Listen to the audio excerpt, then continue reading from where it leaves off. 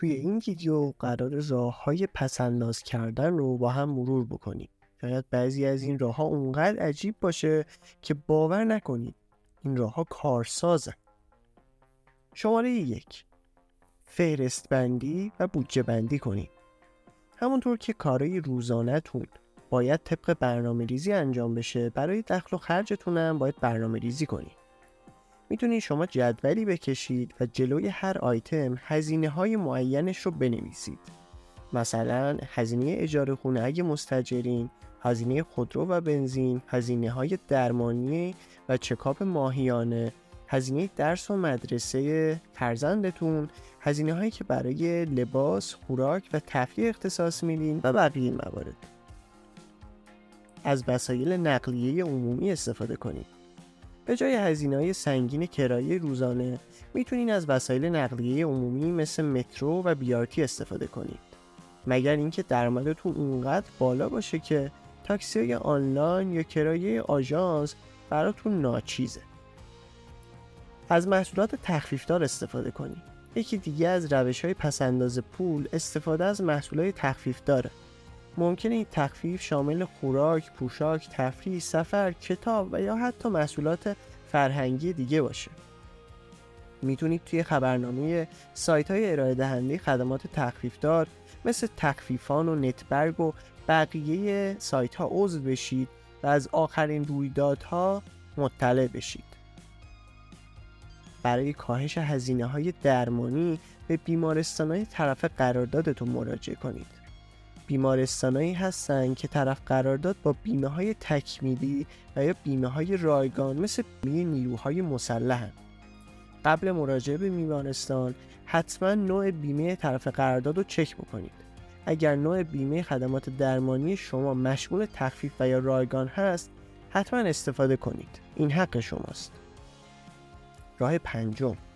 برای پیرایش ماهیانه به آموزشگاه‌های آرایشگری سر بزنید. چرا آموزشگاه‌های آرایشگری؟ چون داشتن مدل رایگان برای هنرجوها الزامیه. هنرجوها برای تمرین آرایشگری از افراد میخوان تا مدلشون بشن و بدون دریافت پول موی اونا رو اصلاح میکنن. شماره 6. از تورهای تخفیفدار یا لحظه آخری استفاده کنید. اگر زیاد اهل گردش و تفریح هستین و نگران هزینه‌های سفرید، میتونید از تورهای تخفیفدار و لحظه آخری بهره‌مند بشید. بعدیش اینه که همیشه باید یه چمدون پر توی خونه داشته باشین و منتظر زنگ آژانس هواپیمایی باشید تا به سرعت به سمت فرودگاه حرکت کنید. مبلغی از حسابتون رو بردارین و در کیف پول خود بگذارید و هرگز به اون دست نزنید. یکی از بهترین و قدیمی ترین روش‌های کنترل هزینه ماهیانه اینه که مبلغ معینی رو سر ماه از حسابتون بردارین و در جیبتون بذارید. با این روش دیگه حواستون به سمت کارتتون نمیره تا وسوسه بشید. هزینه‌های روزانه مثل کرایه، خورد و خوراک جزئی و یا هزینه‌های شارژ اینترنت و گوشی رو توی کیفتون بذارید. 8. اجناس ارزون قیمت در بلند مدت نخرید. حتما این جمله معروف رو شنیدین که انقدر پولدار نیستیم که جنس ارزون بخریم.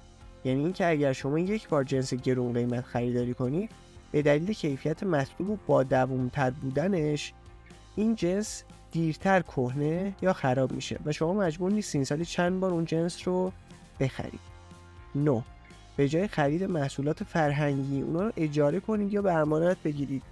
بهترین مثال عضو شدن توی کتابخونه‌های شهرتونه که به جای خرید کتاب یا محصولات فرهنگی میتونید از اجاره کردن یا امانت گرفتن اونا استفاده کنید. 10. به دنبال آموزش و یادگیری باشید.